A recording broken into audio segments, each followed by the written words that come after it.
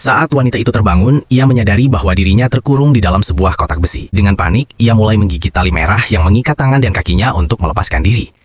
Begitu tali tersebut terlepas, tiba-tiba alarm keras berbunyi. Sesuatu yang sama sekali tidak ia duga. Lisa menoleh dan melihat sebuah celah sempit terbuka secara otomatis di depannya. Di luar hanya terlihat teburan ombak laut. Pada saat itulah ia menyadari bahwa ia berada di dalam jenis penjara baru. Sebenarnya, 200 tahun di masa depan, angka kriminalitas telah meningkat drastis, hingga penjara lama tidak lagi mampu menampung narapidana. Oleh karena itu, pemerintah menciptakan metode penahanan baru. Narapidana dikurung dalam kotak besi dan akan ditempatkan di lokasi-lokasi terpencil untuk mengurangi kapasitas penjara biasa. Namun bagi Lisa, tempat ini hanyalah penderitaan tanpa akhir. Melalui layar yang terpasang di dinding, ia mengetahui bahwa ia harus menghabiskan waktu selama 7 tahun di sana.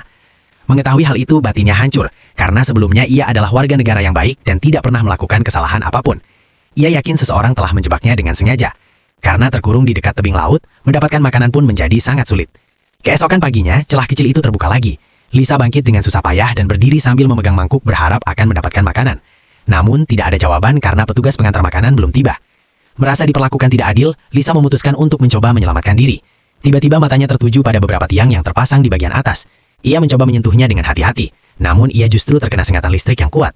Terpaksa ia mencari jalan lain, lalu ia melihat sebuah tuas di bagian bawah. Ia mencoba membukanya dengan tangan, tetapi di sana pun ada aliran listrik. Semua yang ia lakukan terekam oleh kamera pengawas. Tiba-tiba alarm di dalam kotak besi itu berbunyi.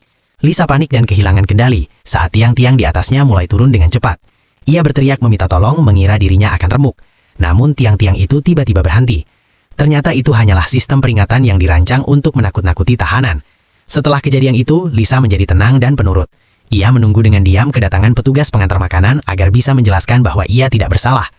Setelah menunggu sekian lama, saat itulah ia akhirnya menceritakan kisahnya. Petugas itu hanya mengatakan bahwa ia akan menyampaikan pesan tersebut.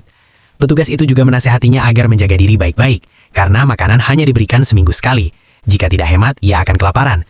Sambil mengatakan itu, sang petugas memberikan sedikit air dan 1 paket kecil gandum untuk bertahan hidup.